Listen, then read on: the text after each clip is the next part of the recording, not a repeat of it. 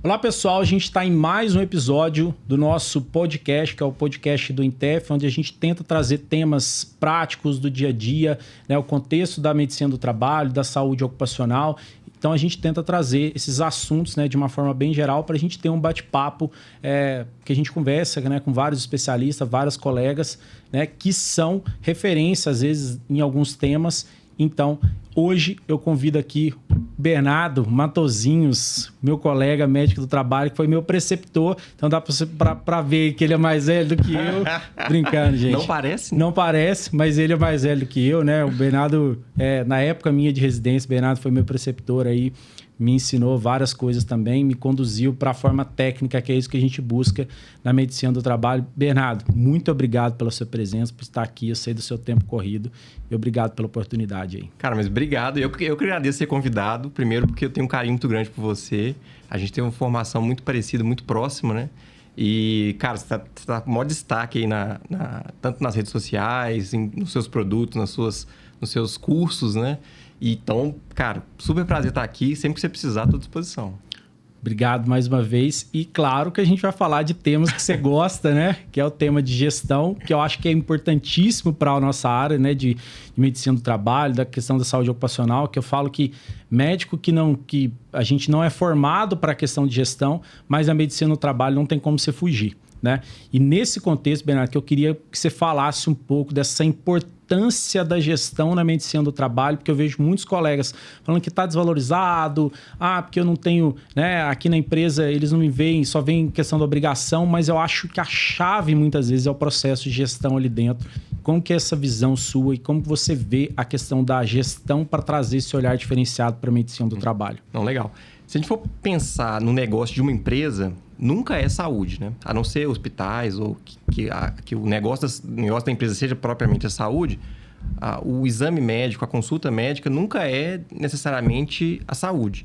Então, se a gente for muito pela ótica operacional da coisa, a medicina do trabalho, a saúde, ela vai estar sempre marginal ao negócio da empresa. Se a gente mudar um pouquinho o foco, né, e pensar como que eu me insiro no contexto da empresa? Como que eu ajudo o negócio da empresa a prosperar e a ter mais resultado? Acho que a gente muda o prisma da situação. A gente olha para uma outra ótica, né?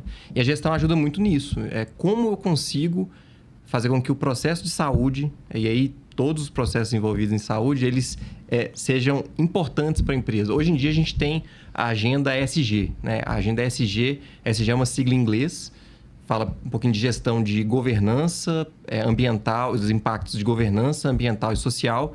E a saúde está totalmente envolvida nos impactos ambientais e sociais. A gente pode ver, por exemplo, aquela tragédia que teve em Brumadinho e Mariana. Aquilo teve um impacto social e ambiental muito grande para uma empresa. E essa empresa teve consequências muito graves nisso, inclusive perda de valor na bolsa, uma série de coisas. E muito para a agenda ESG que está na moda. Então, como é que a gente pega o nosso negócio, que é saúde, e coloca na agenda da empresa? É muito nesse sentido, né? Como é que eu faço gestão e consigo colocar na agenda da empresa? A gente teve, recentemente, em 2011, né, praticamente, a gente teve o FAP, que foi uma mudança nesse sentido. É uma legislação a mais? É uma burocracia a mais? Talvez seja.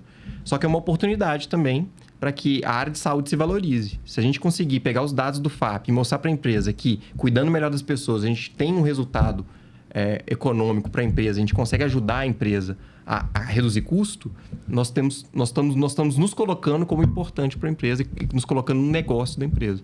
Acho que eu vejo muito por esse lado, sabe? Como que nós nos colocamos dentro do negócio da empresa.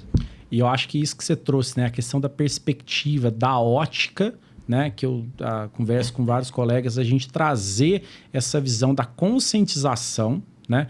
Mas atrelado à visão do gestor, a visão do empreendedor, né? Porque não adianta você chegar e falar assim, eu quero aumentar isso aqui, eu quero fazer isso, eu quero fazer aquilo, né? A gente precisa... Não, mas por quê? Né? Se você vai ter isso, os ganhos que você vai ter através da gestão desse programa, né? Então, trazer né, essa questão dessa visão de dados, né? Eu acho que médico falta muito isso, pensa muito na parte técnica ali, científica, da parte da medicina, e esquece de pensar que o que eu posso gerar, qual que é o ganho que eu vou ter, além das questões da saúde ali, especificamente, mas do contexto da corporação, da questão corporativa, né? Eu acho que essa que é a visão, que é esse que é o nosso papel, e é onde que eu acho que a gente vai conseguir se valorizar. Porque não adianta a gente querer tocar o serviço, fazer a parte somente burocrática operacional, porque isso eu acho que muita gente consegue fazer. Eu acho que a chave do negócio, eu acho que esse que é o olhar diferenciado na medicina do trabalho, é esse olhar da gestão, né? Que eu acho que isso que é um dos grandes diferenciais que a gente consegue, tanto a parte técnica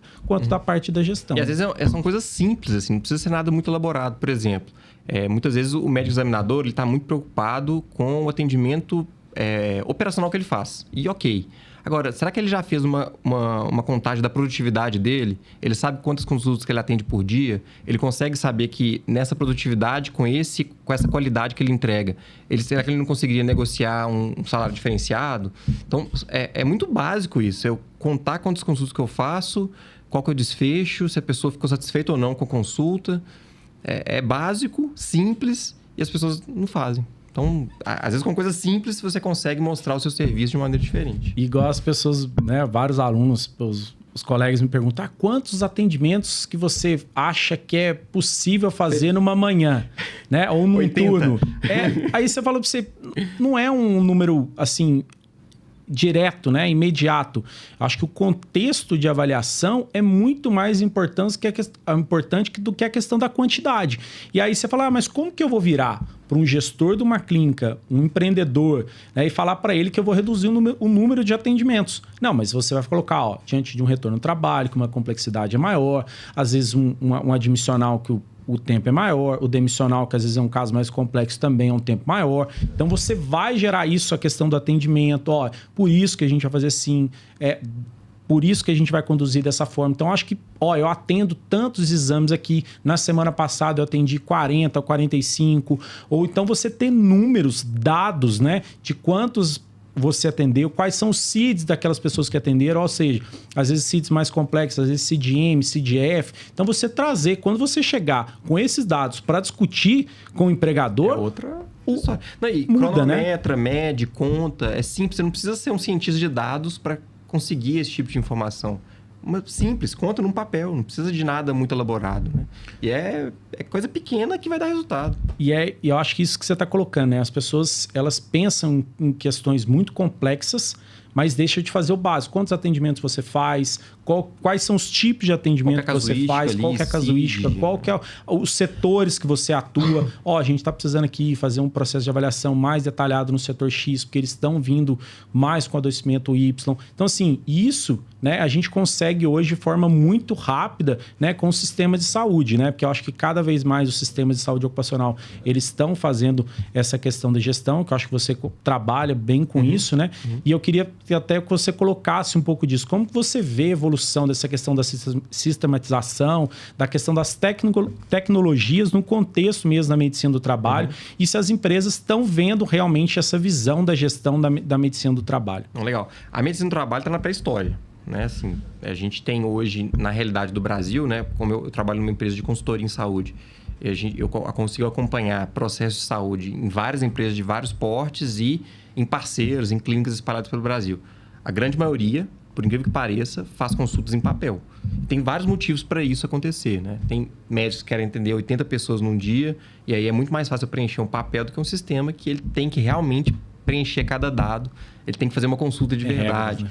Tem dificuldade de implantação, dificuldade de suporte, enfim, vários problemas. Só que, ainda assim, praticamente 50% a 60% do volume de atendimento do Brasil ele é feito em papel, o que é uma coisa quase que surreal. O sistema é um primeiro passo, sistema que eu falo prontuário eletrônico, né? Um primeiro passo para seguir adiante num processo de gestão. Só que o sistema ele não vai corrigir processo ruim, né? Essa frase até falo de outra forma, quando eu não estou nesse ambiente aqui, né? Porque sistema não corrige processo né? Mas ele não corrige processo ruim. E aí, também não adianta a gente colocar o sistema num local em que não tem fluxo, não tem processo, não tem nada além do sistema propriamente dito. Então, assim, muitas vezes até para o médico, outras habilidades são importantes na gestão. Mapeamento de processo. É você desenhar como que a pessoa agenda a consulta, como que ela faz a consulta, como ela está no pós-consulta. Isso também é importante. É ter essa habilidade, saber como fazer. Porque corrigindo isso e colocando no sistema, aí você deslancha, dá show. Então, por mais que o prontuário médico seja importante, é fundamental para coleta de dados e análise dos dados, para agilidade em todo o processo, ele não substitui a gente saber como implantar o processo, né? Como fazer o processo acontecer. Acho que foi metade da sua pergunta. A gente tem outra metade ali sobre tecnologia. Né? Eu acho que isso que você colocou, né? Acho que as pessoas elas se apegam a dados muito superficiais ali muitas vezes, né? O sistema vai ver, o gestor vai... o outro gestor ali, se quiser fazer, a questão da RH, né? Eu acho que o médico ele transfere muito, isso não é comigo, isso é lá com o pessoal da TI, né? O meu negócio aqui é o atendimento, extrair, somente clicar em questões muito pontuais ali no sistema. Eu acho que ele perde uma oportunidade de trazer esse olhar da saúde para o processo, porque os dados estão ali. Quais as informações que você vai gerar diante daqueles dados? Que é aí que eu acho que entra com o papel realmente do médico de ser crítico ali. A gente precisa analisar isso aqui eu acho que é importante. E aí você começa, a pessoa, porque o cara da TI, o cara do outro processo de gestão não tem esse lado da saúde, qual que são as consequências, né, dos riscos da questão do adoecimento de uma forma geral. Então, acho que é isso que eu coloco e eu vejo muito que os médicos pensam assim, não, mas é o médico gestor, é o médico coordenador, pensa lá. Não, mas você consegue ter esses processos de gestão lá na base, onde que muitas vezes é alimentado o sistema, que são nos exames ocupacionais, né? E como que você vê essa questão do médico ali, operacional, o que ele pode fazer, né? O que ele pode agregar no processo de gestão ali nos atendimentos ocupacionais? Cara, no atendimento ocupacional, acho que o principal ponto é saber o que perguntar, o que coletar, como coletar o dado. Acho que é o principal ponto. Porque muitas vezes a gente vê prontuários mal preenchidos, seja de maneira manual ou sistematizada, porque faltam conceitos básicos do que perguntar e como perguntar. Saber fazer uma anamnese ocupacional, saber fazer um exame físico ocupacional, que por mais que a gente chame de ocupacional, não quer dizer que ele seja completamente diferente do anamnese exame físico que a gente aprende na semiologia básico, né? Mas que a gente tem que ter um olhar diferente para o trabalhador, porque ele está exposto a riscos diferentes, ele tem um viés cognitivo de interesses diferentes também, então a gente tem que ter um olhar específico para isso. Acho que o principal ponto é na coleta de dados. E aí, na coleta de dados, se o médico ele tiver interesse, ele consegue analisar os dados que ele coleta, ele consegue ter um primeiro nível de análise para fazer o que a gente estava falando anteriormente. Quer saber o que ele está fazendo ali, quem ele atende, o que ele faz. E isso não precisa de nada muito sofisticado, né? Ele consegue fazer de maneira bem simples. Quando ele coleta o dado da maneira correta e consegue alimentar o sistema da maneira correta, aí, obviamente, que os dados eles são mais confiáveis e a gente consegue fazer gestão. Um princípio básico da gestão você não precisa ter o melhor dado do mundo para conseguir construir indicadores. Você consegue construir indicadores com o melhor dado que você tem. Não necessariamente é o melhor dado disponível. Então, acho que o papel muito importante de quem está na ponta é saber fazer, principal, preencher o prontuário através do seu conhecimento técnico e fazer essa primeira análise. A primeira análise bem simples, sumária, mas que vai ajudar você, né, enquanto profissional que está na ponta atendendo, a saber o que você está fazendo. Né? E não só replicando situações, replicando um processo operacional ad infinito ainda.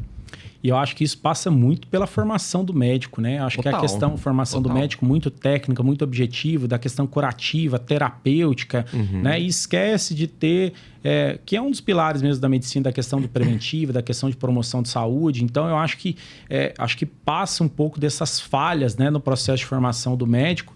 E aí, acho que o médico agora, né? O médico tem que virar essa chave. Principalmente na medicina do trabalho, que é o contexto corporativo, que cada vez mais as tecnologias estão gerando um impacto muito grande nesse contexto. Então, se o médico, né, que eu vejo, não, igual você falou, só atendo em papel, não atendo em sistema, eu não faço esse processo de gestão, meu atendimento, meu papel aqui é fazer o atendimento, eu acho que esse médico está com dias contados, né? E nesse contexto que eu queria te perguntar, assim, qual que é o impacto, né, que as tecnologias vão gerar do ponto de vista da medicina em geral e principalmente da questão no contexto da medicina do trabalho para os médicos aí que estão focados somente nessa questão operacional? Sim, minha opinião é que a tecnologia vai varrer vários tipos de profissionais, inclusive médicos do trabalho nesse contexto, né? Que não querem se adaptar e querem dificuldade. Mas isso é uma dificuldade, como é que eu posso dizer? Não é só do médico do trabalho, é do médico de maneira geral, né? Trazer uma história que é interessante. Em 1820, no jornal The Times of London, que era um jornal da época, lá de Londres, da Inglaterra, ele teve uma matéria de capa em que um profissional de saúde, médico no caso, ele discorria sobre um novo equipamento que estava surgindo na época, em que esse equipamento ele achava que seria difícil a implantação, porque ele distanciava o paciente do médico, o médico do paciente, e ele precisava de muito treino, muita capacitação para ser usado na prática. E esse equipamento era o estetoscópio. Olha para você ver como que já na época, né, quase mais de 200 anos atrás, a gente tinha uma dificuldade, um mindset de não adesão à tecnologia, não adesão à inovação. E a implantação do estetoscópio ele demorou muitos anos para acontecer, muito por resistência da própria classe médica. Não queria aquele tipo de equipamento. Na época, a forma de auscultar coração, pulmão, era com a ausculta direta. Era encostar o ouvido no tórax do paciente ou no local que fosse de interesse do paciente. E o estetoscópio, ele melhorou, né? Não preciso nem de falar muito, mas melhorou muito a semiologia, melhorou muito a capacidade diagnóstica. Então, a gente tem uma dificuldade não só do médico do trabalho, mas do médico num contexto mais geral. E existe como é que eu posso dizer? Os médicos, eles têm, além dessa barreira de distanciamento, de dificuldade de adesão à tecnologia, existe um pensamento, de maneira geral, de que a tecnologia, ela está muito distante, né? A inteligência artificial está muito distante, a tecnologia está muito distante, isso vai demorar para acontecer. Só que o que acontece hoje é que a tecnologia, ela avança de maneira exponencial. A gente está... quando a gente vê um gráfico exponencial, a gente está praticamente na curva em que ela vai evoluir de uma maneira extremamente rápida em muito pouco tempo. A gente está exatamente nesse ponto. Então, espere daqui em diante a gente evoluir todos os processos de inteligência artificial e tecnologia de maneira muito, muito, muito rápida. E isso vai chegar para todo mundo, para todos os médicos, né? Eu até tenho um caso muito interessante, depois eu falo muito sobre ele, de um pensador que eu gosto bastante, chama Yuval Harari. Não sei se você conhece. Ele é best-seller, já fez várias publicações nesse sentido. E ele fala muito sobre a questão da tecnologia hoje no dia a dia nosso e como que ela pode dominar a nossa cultura e o jeito da gente ser. A argumentação dele é no seguinte sentido. Ele fala que o nosso inconsciente, nosso universo cognitivo, nos fala que a gente acha que a tecnologia ou inteligência artificial ela vai dominar o ser humano ou a nossa civilização quando ela conseguir adquirir consciência e dominar o espaço físico, ou seja, ter pernas, braços, interagir com o espaço físico. E isso é muito devido até ao cinema. Como que o cinema conseguiu desdobrar esse assunto? Exterminador do Futuro, Matrix, né? Então, a gente está com muito esse universo cognitivo. A nossa ideia é muito nesse sentido. E a argumentação dele é muito um pouco diferente, né? Ele não acha que a inteligência artificial precisa de ter consciência, tampouco dominar o espaço físico. Ele argumenta no seguinte sentido: a nossa civilização, ela começou a desdobrar a cultura e se tornar uma civilização de fato quando a gente começou a dominar a linguagem. Porque até então a transmissão do conhecimento era muito oral. A oralidade, ela vai se perdendo ao longo do tempo, né? As pessoas vão contando histórias, ela vai se modificando e a gente perde essa capacidade de transmitir o conhecimento. A partir do momento que a gente começou a dominar a linguagem, a gente começou a desdobrar esse conhecimento, a gente começou a consolidar, a sedimentar o conhecimento e a transmitir de pessoa a pessoa e de civilização a civilização. E a inteligência artificial hoje, ela dominou completamente a nossa linguagem. E não entenda a linguagem apenas como as palavras ou livros, né? Não é isso. Quando a gente faz um programa de computador, ali por trás existe um código, existe uma linguagem de programação. Quando a gente fala do sistema financeiro nosso, ele é todo programado em uma linguagem específica. E a inteligência artificial hoje já dominou todas essas formas de linguagem. E qual que é o impacto principal disso? É que dominando as formas de linguagem, a própria inteligência artificial consegue construir conteúdo, construir novas formas de transmitir um conhecimento que não foi uma pessoa, um ser humano que fez. E a gente pode chegar num nível em que o conhecimento que nós vamos aprender no futuro vai ser todo gerado por um não ser humano. E aí nós vamos estar vivendo num cenário, né? Aí, de acordo com a argumentação dele, em que o conhecimento que você está propagando não foi você ou uma pessoa que fez. Foi um outro ser não vivo, né? Que fez aquele conhecimento que você aprendeu e está transmitindo. E como isso vai se dar, a gente não sabe. Mas a inteligência artificial tem capacidade hoje de mudar o modo como a gente vive, como a gente coloca. E aí o médico que fala assim, porque a inteligência artificial vai demorar. Galera, já era. Nós temos que nos adaptar para conseguir ser relevantes no futuro.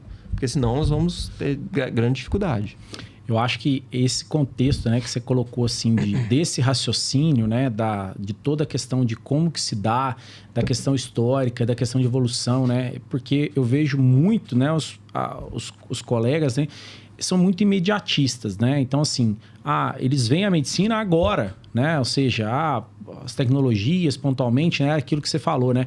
Surge um tratamento nos Estados Unidos, na Europa, demora 10, 15, 20 anos para chegar aqui no Brasil e a gente tem visto cada vez mais esse tempo estreitando, né? Já visto o Ozempic, né? Justamente. Então, assim, você vê... E isso vai acontecer, isso com as tecnologias, isso acontece também, né? Automaticamente. Então, eu vejo que essa questão, que eu acho que uma das dificuldades que o médico tem, eu acho que passa um pouco dessa questão muito técnica voltado para a medicina, para a questão tradicional, porque você vê colegas, igual, por exemplo, eu tenho um irmão que trabalha com tecnologia, você vê que a fala dele é completamente diferente. E olha que lá em casa é uma casa de médicos. Você vê que a visão dele em relação a isso, você vê que é completamente diferente. Eu acho que isso acho que é essa visão que o médico tem que ter, né? De pensar um pouco fora da caixa e falar assim, isso aqui vai acontecer. Como que eu posso me preparar para eu já estar adaptado a isso, né? Para eu aprender a usar isso ao meu favor, né? E como que isso vai agregar ao meu trabalho? Como que você disse? Eu também acho que,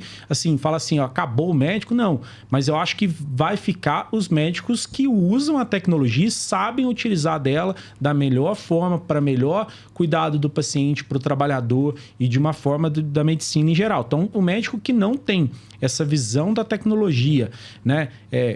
A aliada, né, como vê como inimigo, né, vou esperar, que eu acho que o que aconteceu com a telemedicina, né? Muita gente ficou 20 anos aí, não, porque a telemedicina é muito distante, isso não vai acontecer. Chegou um decreto, aconteceu e as pessoas pegaram o celular, o WhatsApp, começaram a fazer a telemedicina de forma aleatória, errada, não sabia nem como raciocinar por trás ali da questão da tecnologia. Então eu acho que lá no interior a gente fala, né, uma expressão, né, quem chega antes bebe água limpa, né? Então eu acho que esse que é o nosso papel como médico. Sim. A gente tem que começar, e as empresas estão cada vez mais exigindo isso aí. Automatização dos processos e melhoria dos processos de uma forma geral. Um exemplo prático em relação a isso. Hoje, na empresa que eu trabalho, a gente tem um algoritmo que prediz inaptos. Então, por exemplo, a partir do momento que eu agendo um exame ocupacional, a gente analisa todos os dados daquele colaborador, tem um modelo de inteligência artificial que vai predizer a chance daquele exame ser apto ou inapto. A partir do momento que eu consigo... Imagina num cenário que eu faço toda a anamnese e exame físico de maneira virtual, seja por um questionário validado, aplicado, e depois eu coloco isso num algoritmo que vai me predizer se aquele colaborador é inapto ou apto. Como é que está o médico do trabalho e o médico examinador nesse cenário, né? Se você não sabe interpretar os dados que um algoritmo te dá, como é que você vai tomar a decisão final ali do exame? Então, acho que isso não é algo distante, já está acontecendo. Inclusive, eu fiz parte da construção desse algoritmo que vai ajudar Ele foi criado e concebido não para substituir o médico, mas para ajudar a tomada de decisão, a suportar a decisão clínica do médico. Se eu vou fazer um exame ocupacional e eu já sei que a probabilidade daquele exame é de 20% de ser inapto, eu já tenho um olhar. Se eu sei que a probabilidade é 90% de ser inapto, eu já tenho um outro olhar sobre aquele colaborador. Eu me preparo diferente para aquele exame, eu tomo decisões de maneira diferente, suportada por dados, por tecnologia que está embarcada ali. Então, as aplicações são várias. A gente tem, hoje na empresa, 20 algoritmos que eles trabalham por trás da operação para ajudar o médico a otimizar tarefas, ajudar no suporte à decisão clínica, né, por vários meios aí. E eu vejo que as falas, né, de muitos colegas é a questão que a tecnologia é cara, né? A tecnologia é muito cara, é muito distante, a gente precisa comprar um programa, é um programador, um sistema. Não, eu acho que o negócio está ao contrário, né? Está cada vez mais barato, né? E cada vez mais acessível, né? Então, essa questão de tecnologia, o negócio está muito distante, não. Cada vez mais é smartphone, é os sistemas ali que você consegue baixar no próprio celular, no próprio computador, que você consegue fazer essa gestão. Então, por exemplo, desenvolvimento hoje de aplicativo, né? Hoje você fala, eu quero um aplicativo assim, que tenha isso, tem isso. Dá o código, né? O cara dá o código pronto para você implementar isso, né? Então, ou seja, o negócio tá aí. Tá no dia a dia. Tá no dia a dia. E a saúde, ela é a segunda ou terceiro maior custo de qualquer empresa. Geralmente é folha de salário e depois saúde. Saúde de maneira mais ampla, né? Saúde ocupacional, plano de saúde, afastar os custos com absenteísmo, afastamento, de maneira geral. Se é o segundo maior custo das empresas, o que as empresas vão fazer? Vão ficar paradas e olhando esse problema, entre aspas? Elas vão agir para otimizar, reduzir custos nesse setor específico. Então, a saúde é a bola da vez, né? Se você acha que isso vai demorar, a tecnologia já chegou, a saúde é um custo importante para as empresas. Então, assim, invariavelmente vai acontecer que as empresas comecem a usar mais tecnologia na área de saúde. Isso aí é uma condição sine qua non. Vai acontecer. E aí eu vejo, né? A gente vê essa qualidade dos médicos, né? Cada vez mais. Eu falo qualidade dos médicos, não só dessa parte tecnológica, mas da parte técnica mesmo, básica ali, né? Que a gente tem visto cada vez médicos buscando questão superficial, sem pensar no processo, sem pensar no contexto, né? Na questão de avaliação. E, ou seja, quem já não era muito bom antigamente e já estava ameaçado, agora com a tecnologia vai ser expulso, né? Vamos dizer, das corporações. E eu acho que é esse que é o grande papel, né? Das pessoas, ao invés de ter a tecnologia como inimigo, o que eu posso fazer? Sugerir, participar dos processos, discutir os processos dentro das empresas, né? Ou seja, vai implementar esse programa que eu gostaria de participar, eu gostaria de sugerir, eu gostaria de aprender, eu gostaria de fazer um treinamento. Então, acho que esse que é o papel do médico ali dentro, né? E não simplesmente ser reativo ali às tecnologias, né? Se a sua atividade ela é protocolada, é sempre da mesma forma, é só através de diretrizes, você pergunta sempre as mesmas coisas, faz sempre as mesmas coisas, sua atividade vai ser substituída. Isso aí é uma regra. Vai ser substituída. Por completo? Não sei. Talvez, ao invés de ter 30 médicos, você vai ter 2 para fazer a mesma coisa. Porque toda a parte que é robotizada, entre aspas, é facilmente automatizada. E aí, poucos médicos conseguem tomar as mesmas decisões do que a grande massa de profissionais que estavam ali. Então, a gente tem que pensar muito como a gente quer seguir, né? Se você... A tecnologia hoje, se você faz tudo que é automatizável, que é robotizada, que é repetitiva, a máquina é muito melhor do que a gente. Não erra, se erra, corrige, ela consegue ver padrões. Então, a gente... Não cansa, né? Não dá testado, não apresenta testado. Então, se você faz as atividades assim, repense sua vida. Porque as habilidades que são necessárias para o médico do futuro não são as habilidades que levaram a gente até aqui. São diferentes. Então, a capacidade de memória, capacidade de decorar as coisas, de saber protocolos, não é tão importante quanto outras habilidades, como a capacidade de ter conexão interpessoal, de saber pegar um conceito complexo e explicar de maneira fácil para um paciente, de conseguir entender um contexto mais macro, ao invés de só pensar no micro. Então, as habilidades para o futuro são diferentes das habilidades que nos levaram a chegar até aqui. Então, se o médico ele acha que decorar mais protocolo é importante, muito pelo contrário, né? O que vai nos diferenciar é ser mais humano. Porque tudo aquilo que a máquina faz melhor é padrão e a máquina vai fazer. O que vai diferenciar a gente é ser cada vez mais humano. Então, todas as habilidades que a gente chama até de soft skills, né? São as habilidades que vão nos levar para o futuro e não as hard skills, que são os conhecimentos específicos da área, né? E aí você está colocando, né, essa questão da automação, né? Aí o médico vai ficar somente o assinar o ASO mesmo. Carimbador de ASO, especificamente, né? Porque ele vai falar, tá aqui. Que é o que eu acho que muitos alunos... E com uma qualidade melhor do que a gente tem hoje, né? Porque essas iniciativas de capacitação do médico da ponta, elas não existem, cara. Você foi inovador. Você trouxe o médico examinador independente, que é o curso que você tem, com foco em médico examinador, de fato, né? Isso é um oásis no meio do deserto, de fato, porque a gente não tem iniciativas disso. A ANANT, que é a responsável por olhar as questões técnicas da área, ela é tem um vácuo ali muito grande, né? Não olha essa área. E aí, quando a gente vai ver a qualidade dos exames, ela é muito ruim.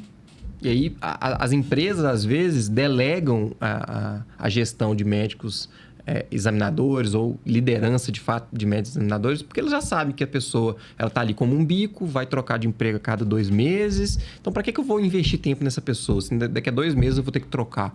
Elas não têm valorização sobre isso. Então, eu não culpo só as empresas nesse sentido, não. Acho que é meio a meio, talvez, né? É muito falta de capacitação dos profissionais, que se fossem melhor capacitados, as empresas investiriam mais em reter essas pessoas, em desenvolver ao longo do prazo.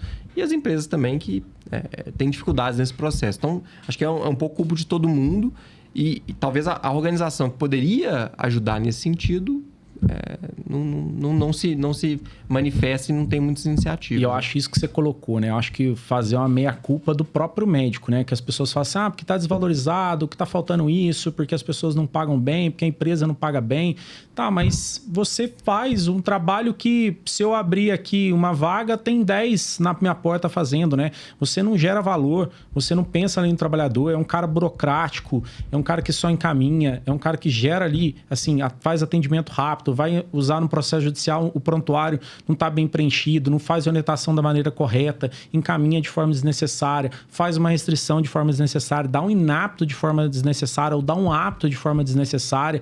Então, eu acho que esse médico, né, que eu acho que eu sempre coloco que já, independente da questão da tecnologia, já estaria ameaçado em virtude da quantidade de médicos sendo formados por ano, né? A gente está chegando a 40 mil médicos por ano sendo formados, já estaria ameaçado nesse sentido. Agora, com a tecnologia que vai trazer isso, né? Vai obrigar você, preenche no sistema, e aí, por exemplo, vai chegar ali uma predição de aptidão e inaptidão, e para você não sabe o que fazer, e você vai ter que contestar aquilo ali, vai ter que colocar uma justificativa por que você está contestando o sistema, muitas vezes, né? Que ocorre. E esse médico, sim, vai ser deparado. É aí que eu vejo que muitos colegas colocam, né? Esse caso, apto ou inapto. E esse caso, apto ou inapto. Esse cara que o robô vai fazer. Muito melhor. Né? Muito melhor. E vai trazer uma predição ali. E, ou seja, o cara que muitas vezes teria uma demanda muito alta, com a tecnologia ele vai ter uma demanda menor e sendo mais assertivo. Então, a gente precisa ter esse olhar, né? E aí, como você colocou, passa nas soft skills, que eu acho que é a questão do cuidado, do olhar do trabalhador, do olhar do processo de gestão, da questão corporativa, olhar no contexto de uma forma geral através de um bom exame físico, empatia. E é isso que a gente vai fazer. E é isso que a gente muitas vezes não via na medicina do trabalho, né? Que já a gente sabe de histórias mais bizarras possíveis de avaliação do contexto de saúde ocupacional, que o cara fazia, às vezes, 40 atendimentos, 50 atendimentos numa manhã, né? Então, esse cara vai ser ameaçado com a tecnologia, e eu acho que é isso que a gente tem que fazer. Então, trazer esse olhar da tecnologia para a gente, atrelado ao nosso conhecimento técnico, que é isso que você colocou, da questão dos soft skills, da habilidade, do conhecimento do trabalhador, da visão empática que a gente vai ter no nosso processo de avaliação, né? Com certeza. E o principal desse ponto, quando o médico ele reclama da falta de valorização, da falta de capacitação, eu pergunto para ele, mas por que eu deveria te valorizar de maneira diferente? Por que eu deveria te pagar de maneira diferente, sendo que você é igual aos outros e não tem nenhuma qualificação a mais? Acho que é um ponto super importante para a gente chamar a atenção. Então eu acho que a questão de todo o processo, né, de avaliação que eu vejo, que eu até compartilhei com você ontem a questão da publicação lá, né? Porque já tem... Nossa, será que a medicina do trabalho está ameaçada? Vai ser trocada? Né? Vai ser... Não, eu acho que essa visão de extinção, né? Eu acho que os médicos têm que entender essa visão do olhar. O que está por trás daquilo ali? Né? O que eu posso usar da tecnologia como minha aliada? Né? Então, eu queria até que você comentasse um pouco disso, assim. Você já colocou, né, que já hoje onde você trabalha, você já tem algoritmos que faz essa questão dessa predição. Mas, assim, como você vê essa questão dentro das empresas, até mesmo dessa questão da implementação, e até mesmo como você vê os médicos que trabalham diante das tecnologias, qual que é a aceitação, se tem resistência, se não tem, como você vê esse processo aí? Não, legal. Dentro das empresas, como eu comentei anteriormente, saúde é o segundo ou terceiro maior custo de qualquer organização. Então, as empresas vão fazer processos para redução de custos em saúde. Quando eu falo em redução de custos de saúde, eu não quero dizer de cortar pessoas, de demitir médicos, demitir enfermeiros, mas de organizar o processo. Saúde é um processo, né?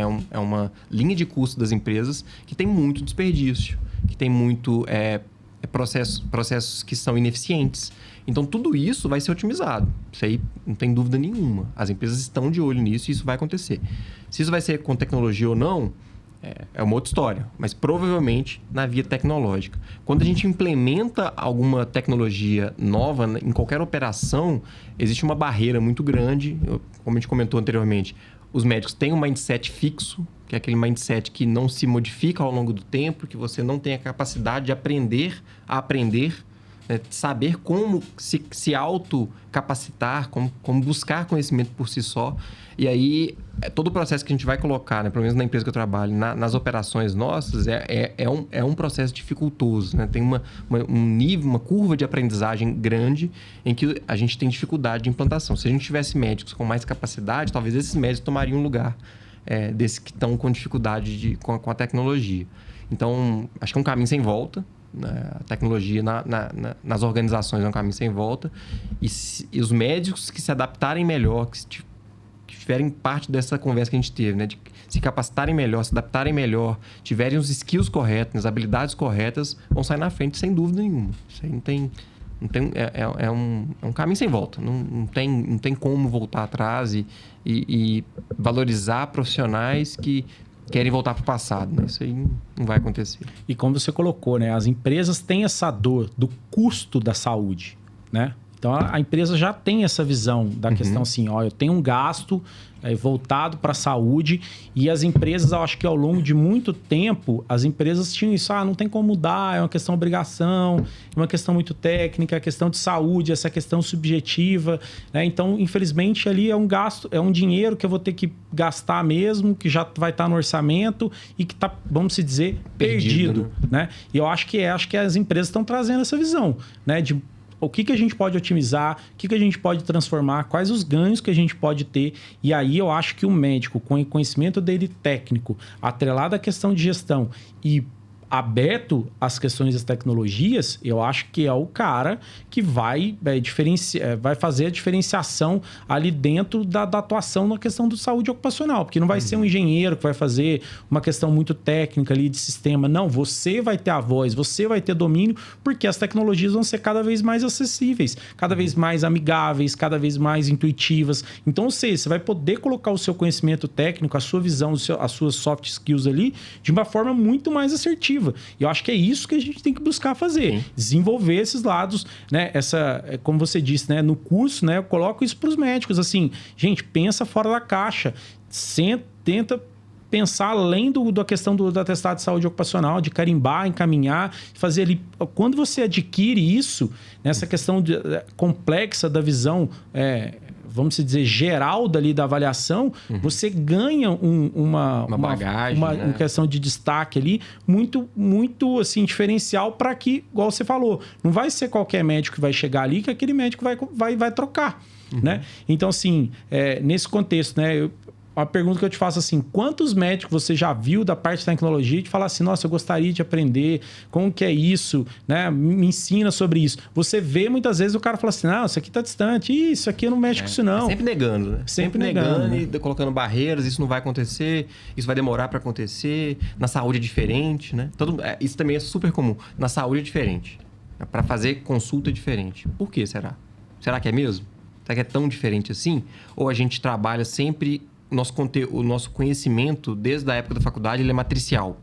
Eu faço determinada coisa, pergunto determinada coisa, se for sim ou não, é um desfecho, se for sim ou não, é o desfecho, eu combino os resultados e chego num diagnóstico. Se for isso mesmo, se for uma árvore de decisão, talvez é uma atividade que pode ser automatizada de maneira até relativamente fácil. E eu acho que essa questão da automação, né, da questão da inteligência por trás da medicina do trabalho, quando você vê, às vezes, questões muito técnicas, né, a questão cirúrgica, a questão, às vezes, mais assertiva, né, você vê que, às vezes, pode ter uns gargalos maiores, uma barreira de entrada da tecnologia maior. Agora, como você disse, né, processos que são simples, né, protocolares, baseado em algoritmos de sim ou não, o que eu faço, o que eu não faço, diante desse risco, com essa alteração do exame, é apto ou inapto, né? Você está trazendo as informações muito diretas para uma máquina, né, para uma inteligência que ela vai errar menos, ela vai usar uma base de dados gigantesca, coisa que você não tem, principalmente do médico recém-formado que está ali na medicina do trabalho, acabou de chegar, né? Ele vai ter toda uma base de dados, de análise, de decisão ali, que vai trazer uma estatística muito mais precisa do que você teria da sua visão individual ali do contexto daquele trabalhador, né? Então, eu acho que é isso que a gente tem que pensar.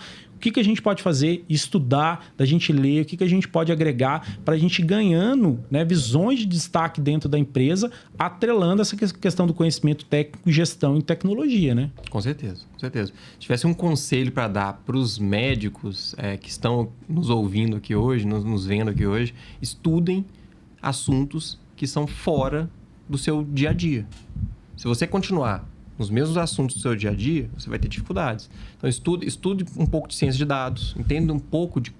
Não é para você virar cientista de dados. Existem médicos que são cientistas de dados, inclusive eu trabalho com um, mas estude o assunto. O que é inteligência artificial? Será que todo mundo sabe o que é?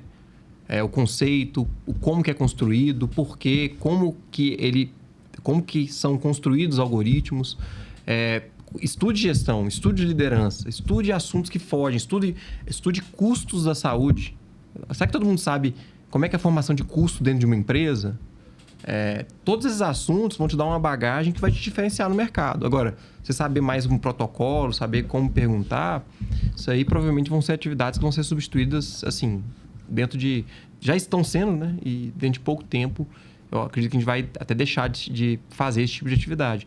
Então, se tivesse um conselho para deixar para todo mundo aqui, estudem assuntos diferentes. Comece por ciência de dados. Eu começaria por ciência de dados. Contrate um curso básico de ciência de dados, entenda o que é. Olhe um curso básico de inteligência artificial, entenda o que é. Liderança, gestão. Procure esses assuntos que acho que vai te diferenciar, vai te dar uma bagagem bem diferente do restante, da diferença e do restante dos médicos, né? Eu acho que muitos médicos, né, médicos do trabalho, acho que eles se apegam muito nessa questão de obrigação legal. Isso aqui é uma questão legal, isso aqui é uma questão que a empresa não tem como fugir, a gente é uma exigência para dentro da empresa, né? E se apega a isso, ou seja, e acha que seu lugar está garantido diante dessas exigências legais, né? Eu acho que isso é o histórico que a gente viu, né?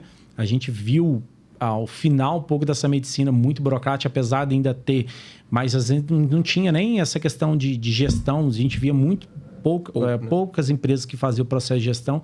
E eu queria que você trouxesse esse olhar, assim, como que as empresas, assim, porque antes a gente sempre pedia, né? A gente precisa contratar isso. Como você vê o olhar das empresas buscando novas estratégias e novas ferramentas de tecnologia para essa questão de gestão, né? Como você coloca isso? Como você oferecer um serviço para a empresa de tecnologia, de gestão de dados? Como que é a visão deles? Eles veem como isso como uma questão muito legal, de obrigação. Não, isso aqui eu não quero fazer, eu quero que você só faça o processo de gestão. Ou as empresas estão tendo realmente o interesse, esse olhar diferenciado do ponto de vista da tecnologia? Pelo contrário, totalmente, né? Por exemplo, dar um exemplo prático. Quando você vai saber quem são os pacientes crônicos da sua carteira de pessoas, geralmente você pega um questionário, vê quem ali é diabético ou não e beleza, você mapeou a população. Só que não é bem assim. A pessoa ela pode não falar a verdade no mapeamento, ela pode não ter respondido o questionário, o prontuário pode estar mal preenchido. Então, você não tem um mapeamento real da população. E por que isso é importante? Porque saber quem são as pessoas doentes da população de trabalhadores ali é o que vai fazer com que você consiga controlar custos de saúde. Então, teve um cliente que foi bem interessante, que ele falou que obesidade não era um problema na carteira dele. A gente fez um estudo e a gente usa um algoritmo de inferência de crônicos. O que esse algoritmo faz? São aproximadamente 440 mil regras que a gente determina quem são os pacientes crônicos, baseado em dados que a empresa tem disponível. Dados de sinistro, que é o extrato de utilização do plano de saúde, dados de atestado, de afastamentos pelo INSS, de ocupacional, assistencial, questionários. Então, a gente mistura todos esses dados, faz um merge desses dados e aplica esse algoritmo que identifica quem são os crônicos. E a gente saiu de uma população pequena de obesidade que eles tinham no questionário que eles aplicaram internamente, para uma população de quase 1.000 pessoas obesas e cada um desses obesos tinha um custo aproximado de R$7.000 no plano de saúde. Então, a gente saiu de um problema pequeno para um problema de quase 700 mil dentro da carteira de plano de saúde que eles tinham lá. Então, esse tipo de análise era super importante. O médico entender que as empresas elas entendem que, aplicando tecnologia, eles vão conseguir ter uma melhor visão do problema e resolver esse problema de fato. Então, as empresas estão super abertas a receber novas iniciativas. Essa é uma das áreas que mais cresce na empresa que eu trabalho, que é de trazer tecnologia para dentro dos negócios dos clientes. E assim, também é outro caminho sem volta, né? A gente não vai ter retrocesso nisso, não. É daqui para frente, com novas oportunidades, com novas iniciativas e trazendo tecnologia para os negócios dos clientes.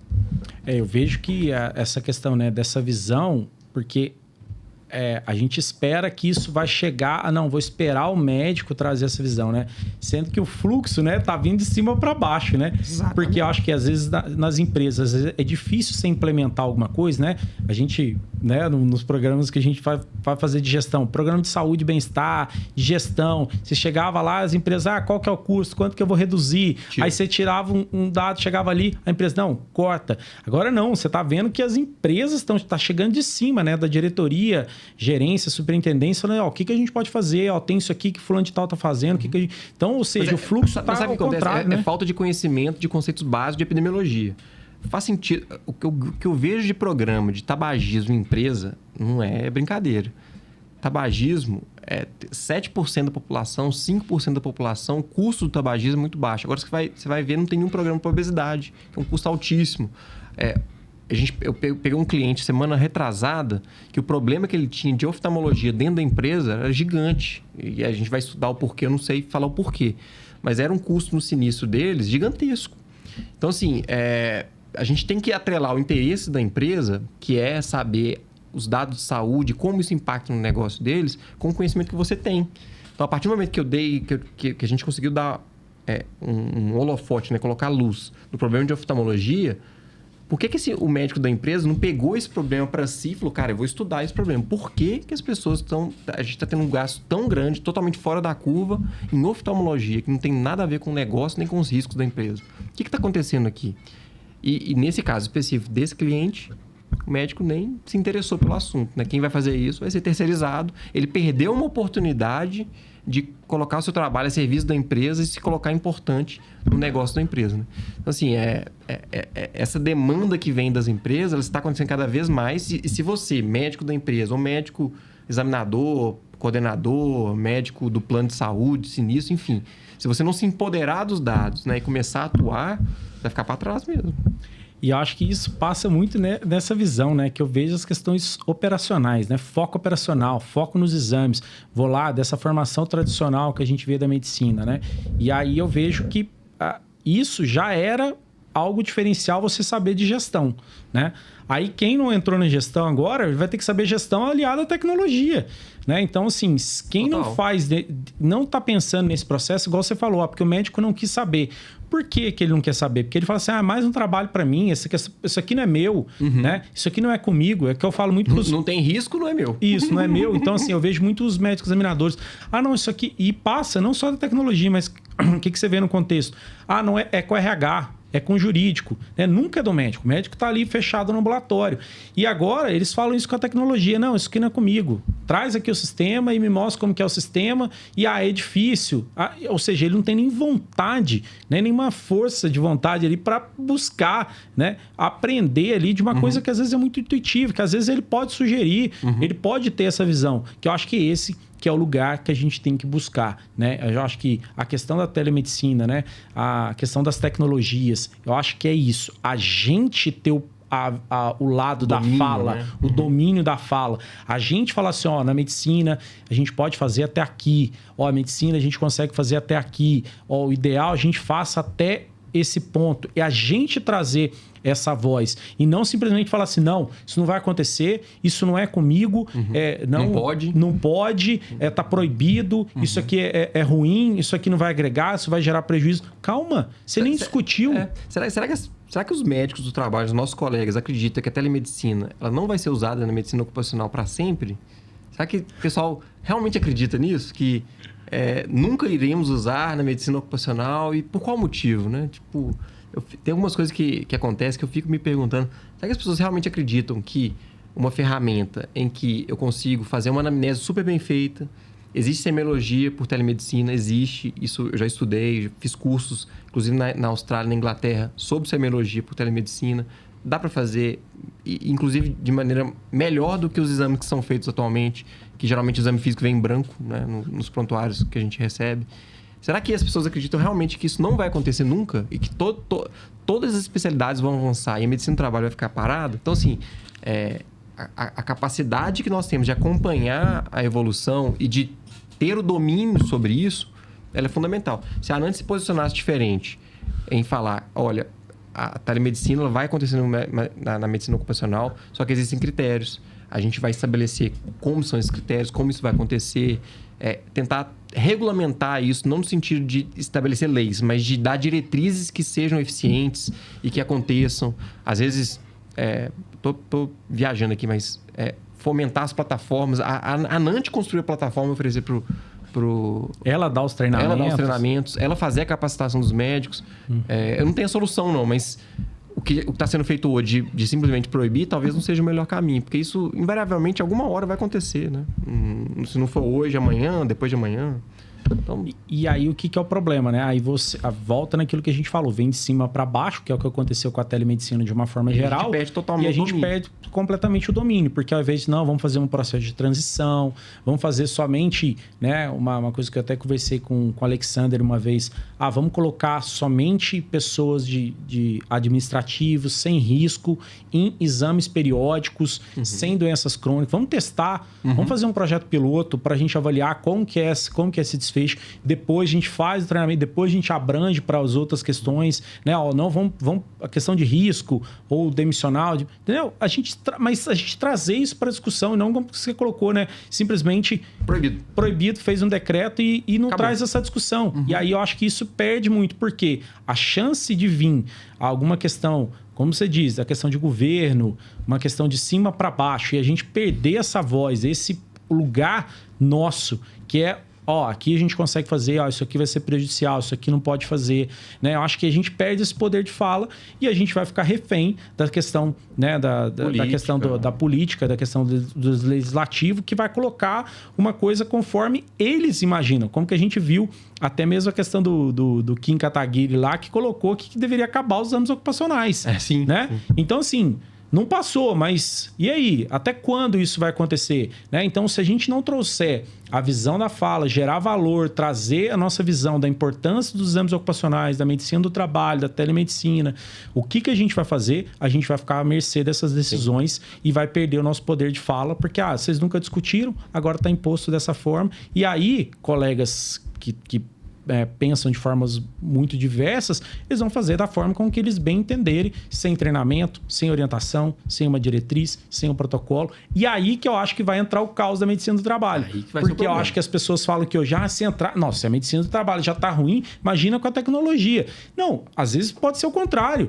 A medicina do trabalho está ruim, com a tecnologia a gente pode melhorar, como você colocou. Coloca vários processos de restrição, uma plataforma específica, somente é liberado o médico que fizer o treinamento pela ANAND, ou o treinamento específico X pela universidade, pelo centro, qual seja ele for. Então, eu acho que a gente pode definir dessa forma, a gente pode ter o domínio, a gente pode dar as cartas, né, do jogo ali para a gente realmente ter o nosso poder, ou seja, o negócio esteja nas nossas mãos. Mas o que a gente vê hoje é muito isso, né? Não, somente não, e nunca vai ser. E como você diz, né? Ilusão de quem acha que a telemedicina ou as tecnologias não vão chegar na medicina do trabalho, né? É uma inocência muito grande achar que por um decreto isso vai acontecer, né? Isso aí, alguma hora, esse decreto cai e aí o caos se instala porque não existe um estudo, uma base técnica, pessoas específicas por trás do processo. Então, acho que esse é um fim que eu imagino que a gente vai... Um fim não, mas uma consequência, um impacto que a gente vai ter por algumas decisões que não foram muito bem discutidas nem pensadas, né?